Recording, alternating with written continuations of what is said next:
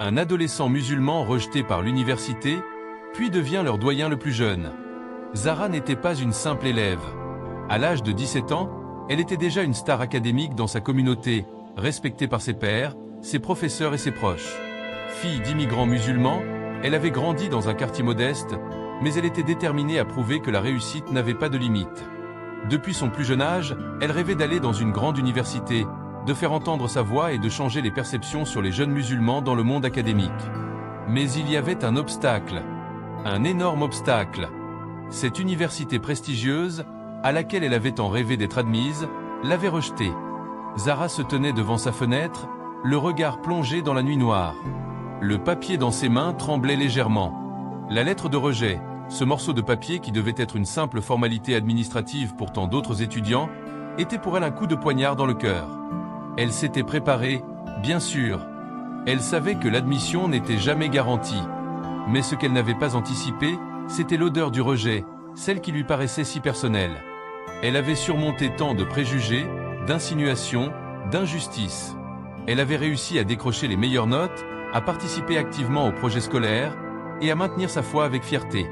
Mais en fin de compte, ce qui avait fait la différence, ce n'était pas son intelligence ou son travail acharné. C'était autre chose. Une raison qu'elle avait du mal à accepter, mais qu'elle ne pouvait ignorer. Son identité, sa religion, ses origines. Peut-être que c'était cela qui avait joué contre elle. Peut-être qu'on l'avait jugée avant même de la connaître. Elle prit une profonde inspiration, essayant de refouler les larmes qui lui montaient aux yeux. Elle allait se relever. La défaite n'était pas dans sa nature. Mais elle était en proie à une question. Comment allait-elle surmonter ce rejet si profondément injuste, sans se laisser écraser par l'idée qu'elle n'était pas faite pour cet univers?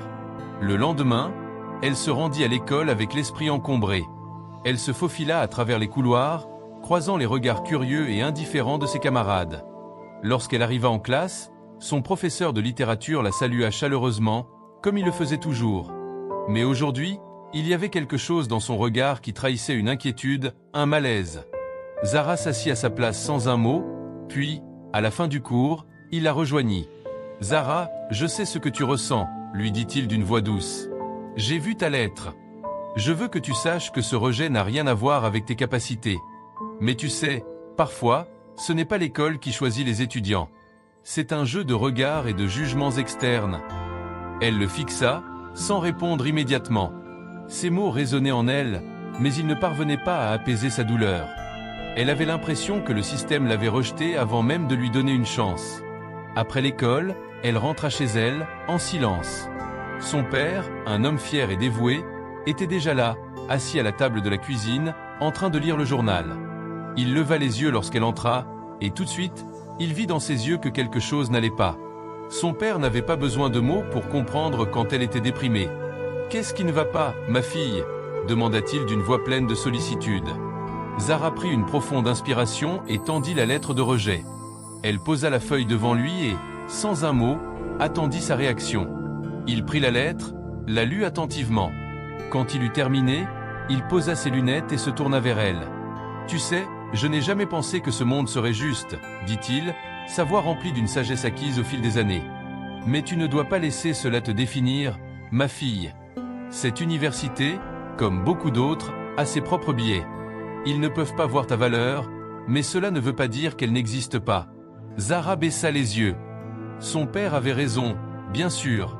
Mais le sentiment de rejet, la perception qu'on lui avait dit qu'elle n'était pas assez bonne, c'était une douleur qui n'était pas facile à ignorer. « Alors que faire maintenant ?» demanda-t-elle d'une voix brisée. Son père se leva et s'approcha d'elle. Il posa une main réconfortante sur son épaule. « Nous ne laisserons pas cette université nous dire ce que tu es capable de faire. Ce n'est pas la fin, ma fille. C'est juste un obstacle. Tu peux en faire une force. » Ces mots allumaient une lueur d'espoir dans les yeux de Zahra, mais elle savait qu'il n'était pas question de tout oublier et de passer à autre chose. Elle avait besoin de faire quelque chose de plus, quelque chose de grand. Elle allait prouver que son rejet ne la définissait pas.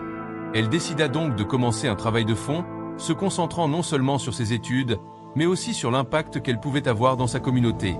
Si l'université ne voulait pas la voir, elle allait devenir la personne qu'il regretterait d'avoir rejetée.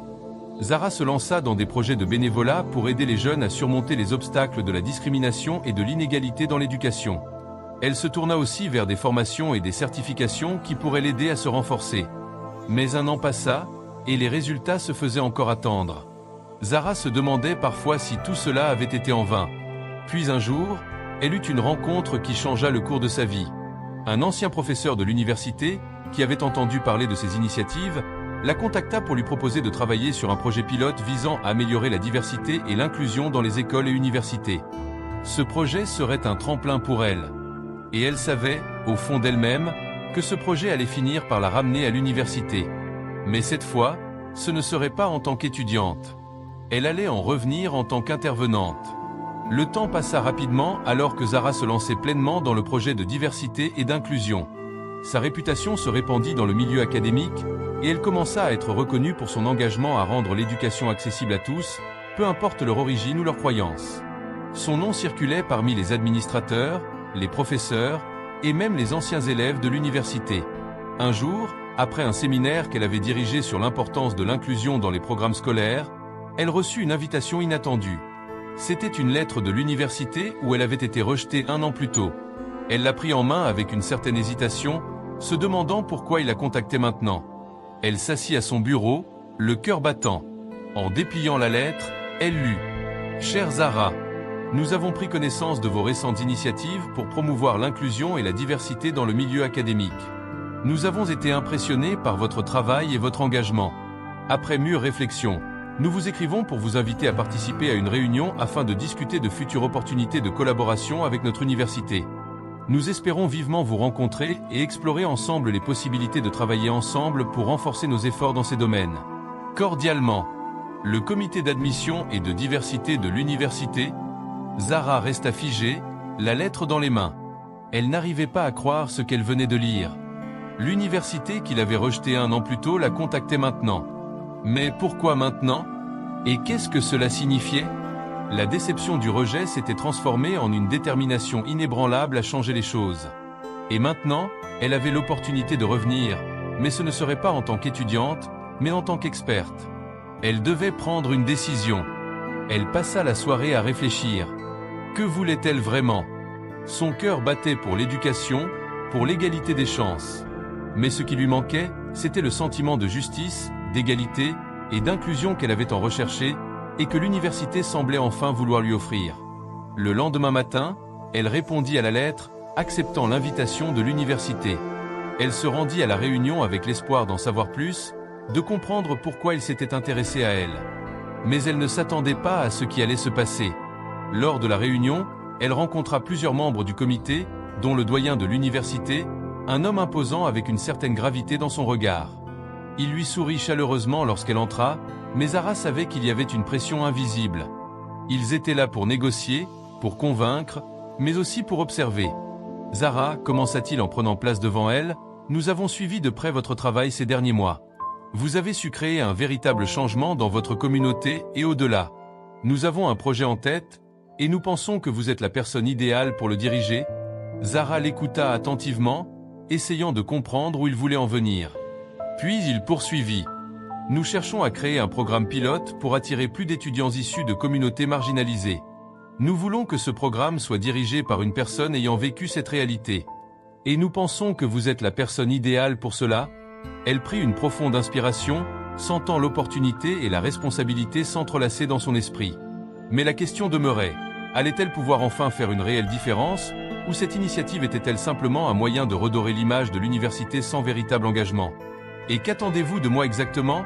demanda-t-elle calmement, ne cherchant pas à cacher son scepticisme. « Nous souhaitons que vous dirigiez ce programme, que vous deveniez un membre essentiel de notre équipe pour redéfinir ce que l'inclusion peut signifier pour notre institution. » répondit le doyen avec une sincérité qui ne lui échappait pas. « Vous n'êtes plus une simple candidate, Zara. Nous vous reconnaissons non seulement comme une experte dans ce domaine, mais aussi comme une leader qui peut faire une véritable différence. Nous avons besoin de vous. » À ce moment précis, Zara comprit que cette réunion n'était pas simplement une formalité. Ce n'était pas une simple invitation à discuter, c'était une offre sérieuse, un tremplin pour un avenir qu'elle n'avait jamais imaginé. Mais comment accepter une telle offre après tout ce qu'elle avait traversé?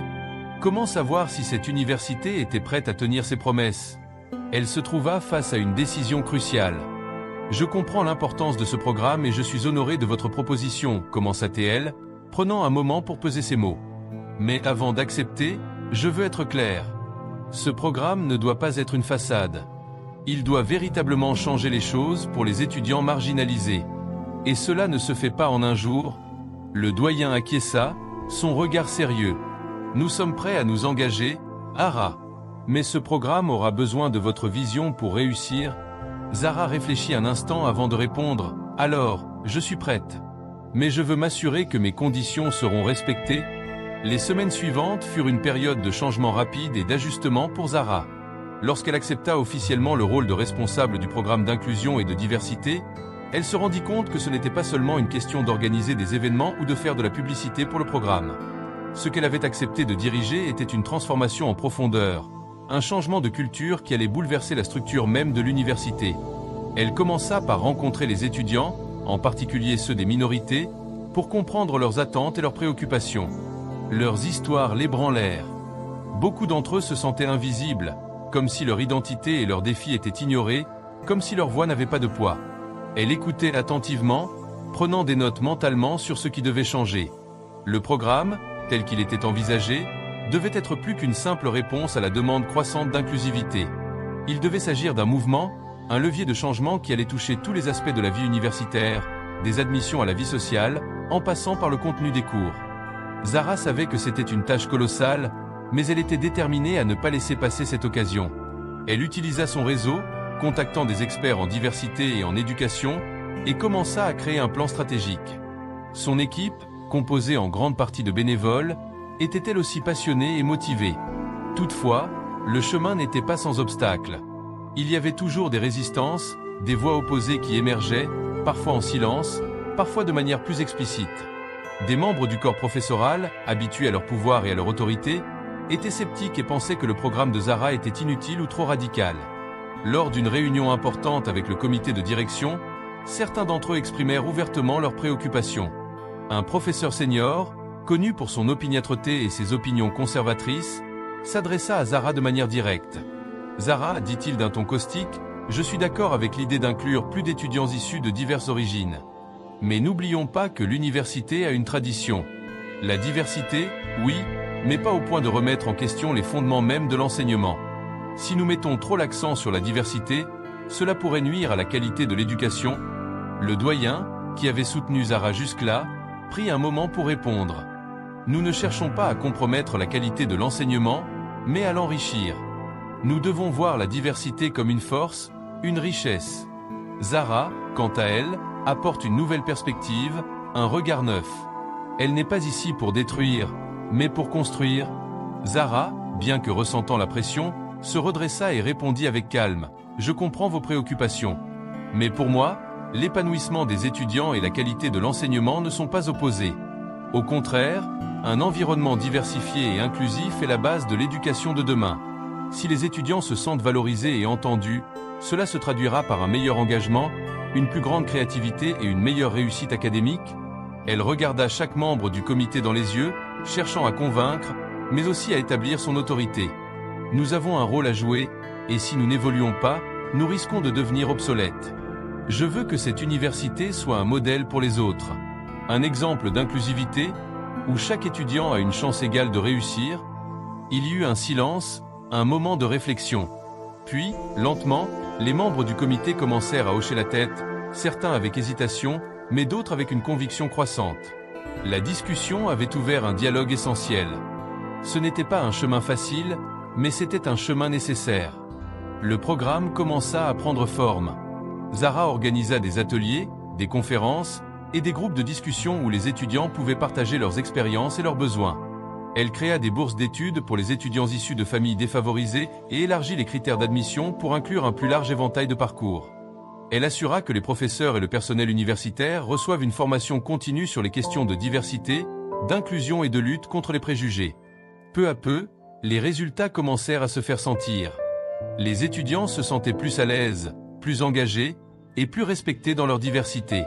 Les demandes d'admission augmentèrent et l'université commença à recevoir des éloges dans les médias pour son approche novatrice de l'inclusion. Mais bien sûr, tout n'était pas parfait. Il y avait encore des moments de résistance, de doute, et des ajustements à faire. Cependant, ce que Zara remarqua le plus, ce fut le changement au sein de son propre environnement. Les élèves qui, jadis, se sentaient invisibles, commencèrent à prendre la parole. Ils osaient maintenant revendiquer leur place. Les discussions en classe devenaient plus riches, plus nuancées, et les professeurs eux-mêmes semblaient plus ouverts à leurs opinions. Zara était désormais une figure respectée au sein de l'université. Son nom circulait parmi les étudiants, les enseignants, et même les anciens élèves. Mais ce n'était pas la reconnaissance extérieure qui comptait pour elle. Ce qui comptait, c'était l'impact profond et durable qu'elle était en train de créer. Elle savait que cela n'allait pas changer du jour au lendemain, mais elle était plus déterminée que jamais à voir son rêve se concrétiser. Un jour, alors qu'elle se trouvait dans son bureau en train de préparer une réunion avec un groupe d'étudiants, elle reçut une notification. C'était un message du doyen. « Zara, nous avons reçu une offre. Le président de l'université veut vous rencontrer.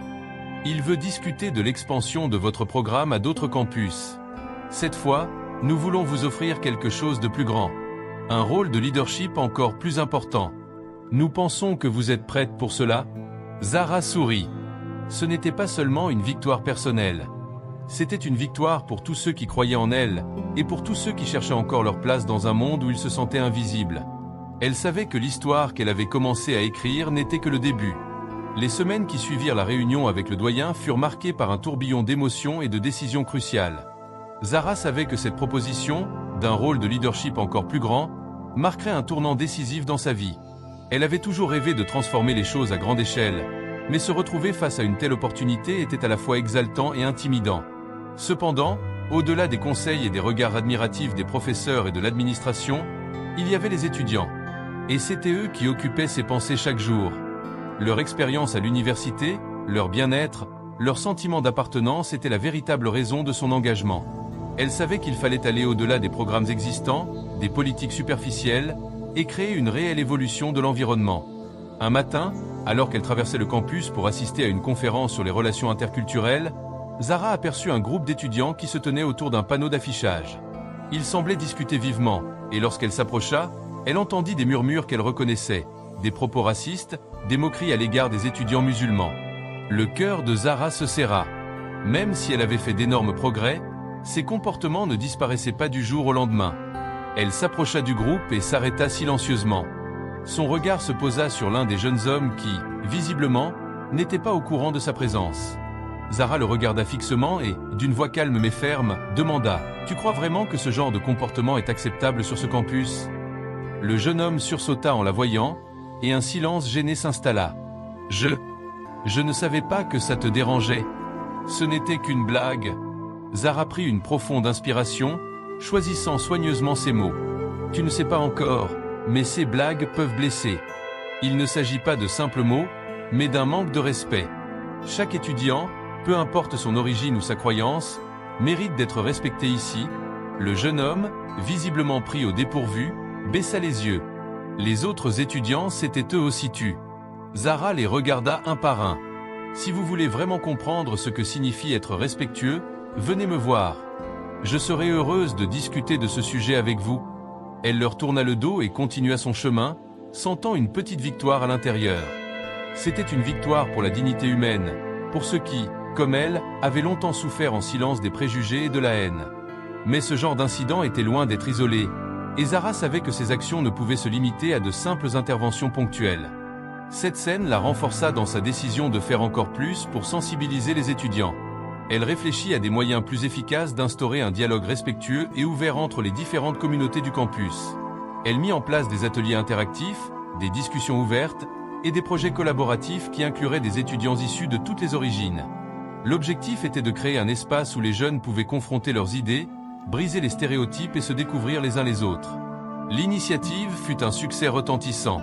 Les étudiants commençaient à voir la diversité non pas comme une contrainte, mais comme une opportunité. Zara, pour la première fois, se rendait compte qu'elle était en train de changer la donne à une échelle bien plus grande que ce qu'elle avait imaginé au départ. Elle avait ouvert une voie, une porte vers une nouvelle manière de penser, de vivre ensemble. Et pourtant, la route était encore semée d'embûches. Le défi le plus redoutable auquel elle était confrontée n'était pas simplement de gagner le soutien des étudiants, mais de convaincre les plus réticents au changement. Les enseignants conservateurs, ceux qui avaient exprimé des doutes au départ, ne cessaient de critiquer les changements qu'elle mettait en place. Ils trouvaient le processus trop radical, trop rapide et, pour certains, menaçant leur statut traditionnel. Zara avait conscience de ce climat de tension. Elle savait qu'elle ne pourrait pas faire l'unanimité immédiatement, mais son objectif était de faire en sorte que ses idées persistent. Elle se rapprocha de plusieurs membres du corps professoral plus ouverts à l'inclusion, cherchant à construire un réseau de soutien solide. Petit à petit, ces enseignants commencèrent à prendre la parole en sa faveur, prouvant que l'inclusivité et l'excellence académique pouvaient coexister. Un jour, alors qu'elle venait de terminer une réunion avec une équipe d'étudiants en leadership, Zara fut invitée à un déjeuner par le doyen. Le ton de la conversation, cette fois, était plus informel.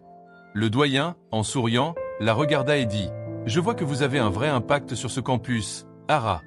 Vous avez su gagner le cœur des étudiants, mais également celui des enseignants les plus sceptiques. Vous avez quelque chose de spécial, et je pense qu'il est temps que nous prenions la prochaine étape. » Il s'arrêta, observant sa réaction. « Nous avons besoin de personnes comme vous dans des postes de direction. Je suis prêt à vous soutenir pour que vous deveniez, si vous le souhaitez, la nouvelle directrice du programme d'inclusivité. Vous avez prouvé que vous êtes capable de mener ce changement. » Zara resta un moment silencieuse, son cœur battant la chamade. Ce rôle, elle en avait rêvé. Mais accepter une telle responsabilité signifiait plus que simplement gravir un échelon dans sa carrière. Cela signifiait qu'elle serait à l'avant-garde d'un mouvement capable de changer l'ensemble de l'université. Ce rôle, elle ne l'accepterait pas uniquement pour elle, mais pour chaque étudiant qui avait besoin de voir un avenir différent, plus égalitaire. Avec un sourire plein de gratitude, Zara répondit enfin « Je suis prête. Je ne vous décevrai pas. » Cette promesse marquait un nouveau chapitre dans son parcours. Une étape où ses rêves, ses aspirations et sa vision de l'avenir de l'éducation se concrétisaient enfin. Alors que Zara avançait dans son nouveau rôle, le poids de la responsabilité qu'elle avait acceptée était indéniable. Mais avec cela venait un sentiment de fierté qui alimentait sa détermination à apporter des changements réels et durables à l'université. Elle avait maintenant l'autorité nécessaire pour mettre ses idées en action de manière qu'elle n'aurait jamais imaginée lorsqu'elle avait franchi les portes de l'école. Chaque décision qu'elle prenait, chaque politique qu'elle introduisait, allait impacter des générations d'étudiants. Ce n'était pas seulement améliorer l'expérience des étudiants présents, mais poser les bases d'un avenir où chaque étudiant, quelle que soit son origine ou ses croyances, se sentirait chez lui. Mais les défis continuaient d'évoluer. Plus Zara réussissait dans son rôle, plus elle rencontrait de la résistance. Elle commença à entendre des murmures d'opposition de ceux qui se sentaient menacés par les changements qu'elle apportait. Certains professeurs, toujours attachés aux anciennes méthodes, voyaient sa vision progressiste comme une menace pour leur autorité établie. L'équipe dirigeante de l'université, bien que favorable, commençait à s'inquiéter de l'ampleur des changements que Zara proposait. Malgré ces obstacles, la détermination de Zara restait inébranlable. Elle continuait de favoriser le dialogue, poussant pour un engagement plus profond entre les étudiants, le corps professoral et la communauté. Elle savait qu'elle ne pourrait pas convaincre tout le monde du jour au lendemain, mais les fondations qu'elle était en train de poser étaient solides. Elle se concentra sur les valeurs fondamentales qui l'avaient amenée jusqu'ici, le respect, l'inclusivité et la conviction que chacun méritait sa chance. L'un des moments les plus importants arriva lorsqu'elle organisa un événement de grande envergure, un festival multiculturel qui célébrait la diversité du corps étudiant. L'événement ne se limitait pas à une simple exposition de différentes cultures, mais visait à créer un espace où les gens pouvaient se rassembler et partager leurs expériences. C'était une manière de combler le fossé entre différents groupes, de susciter des conversations et de remettre en question les stéréotypes. À l'approche de l'événement, les nerfs de Zara commençaient à être à fleur de peau. C'était une tâche monumentale, et elle savait que tout devait être parfait. Elle se consacra entièrement à la préparation, veillant à ce que chaque détail soit pris en charge. De l'organisation des conférenciers et des artistes à la coordination de la logistique et de la sécurité, Ara travailla sans relâche pour s'assurer que tout était en place. Le jour de l'événement, le campus était en effervescence. Des étudiants venus du monde entier se rassemblaient pour partager leur culture, leurs traditions et leurs histoires. L'énergie était palpable. Zara se tenait à l'entrée, accueillant les invités et observant avec fierté le déroulement de l'événement. Elle était entourée d'une équipe de bénévoles, beaucoup d'entre eux étaient des étudiants directement touchés par ces initiatives. Au fur et à mesure que la journée avançait, quelque chose d'incroyable se produisit. Pour la première fois, des étudiants qui s'étaient jusqu'alors évités se retrouvaient à échanger. Des personnes de cultures différentes riaient ensemble, partageaient de la nourriture et apprenaient les uns des autres. Zara ne pouvait s'empêcher de sourire en observant la transformation qui se déroulait sous ses yeux. C'était ça qu'elle avait travaillé si dur à accomplir. L'événement fut un succès retentissant, et ce n'était pas seulement les étudiants qui l'avaient remarqué. Les professeurs qui avaient jadis exprimé des doutes sur les efforts de Zara commencèrent à venir la voir pour lui faire part de leur admiration pour ce qu'elle avait accompli. Même ceux qui avaient été réticents à ces changements ne purent s'empêcher de reconnaître l'impact positif du festival sur le campus. Mais la véritable récompense arriva lorsqu'un groupe d'étudiants, dont beaucoup avaient été directement influencés par les initiatives de Zara, s'approcha d'elle avec une proposition. Ils voulaient créer une organisation dirigée par les étudiants qui continuerait le travail qu'elle avait entamé. Ils demandèrent à Zara de devenir leur mentor, de les guider alors qu'ils travaillaient à faire de l'université un endroit encore plus inclusif. Zara fut bouleversée par ce geste.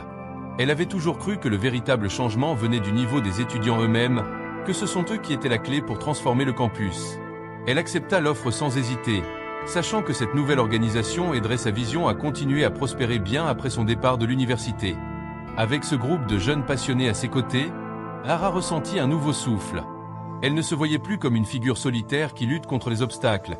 Elle voyait une communauté d'étudiants, de professeurs et de personnel travaillant ensemble pour créer un avenir meilleur. Ces efforts, qui avaient autrefois été accueillis par le doute et la résistance, étaient maintenant célébrés par ceux qui les avaient initialement rejetés. Il était évident que la vision de Zara pour une université inclusive et accueillante commençait à prendre racine, et son influence s'étendait bien au-delà de ce qu'elle avait imaginé au départ. Mais la véritable épreuve était encore à venir. Zara savait qu'en dépit des progrès réalisés, il restait beaucoup de travail à faire. Le chemin vers une véritable inclusivité et compréhension était long, et il faudrait du temps pour que les changements qu'elle avait initiés deviennent permanents. Mais Zara n'était pas étrangère au travail acharné et à la persévérance. Elle savait qu'avec le soutien de la communauté qu'elle avait construite, elle pourrait continuer à se battre pour un avenir meilleur. Ainsi, alors que Zara se tenait devant l'auditoire de l'université lors de son dernier discours en tant que responsable du programme d'inclusivité des étudiants, elle regarda les visages devant elle, des visages qui n'étaient plus divisés par la race, la religion ou les origines. Tous étaient unis par une vision commune d'un monde meilleur et plus inclusif. Zara sourit, sachant que ce n'était que le début. Le chemin à parcourir serait semé d'obstacles, mais elle était prête à affronter ce qui viendrait. Parce qu'elle avait appris l'une des leçons les plus importantes de la vie. Le véritable changement commence avec une personne, et une personne peut faire toute la différence. Alors que le dernier discours de Zara résonnait dans l'auditorium de l'université, un sentiment de satisfaction profonde l'envahit. Elle avait vu le campus se transformer au fil des années, d'un lieu où les différences étaient souvent source de conflits à un espace vibrant de diversité et de compréhension mutuelle. Mais ce n'était pas fini. Zara savait que l'inclusivité n'était pas un objectif final, mais un processus continu, une dynamique qui devait toujours être nourrie et cultivée. Cependant, ce moment marquait un tournant important dans son parcours. Après son discours, de nombreux étudiants se précipitèrent vers elle pour lui exprimer leur gratitude.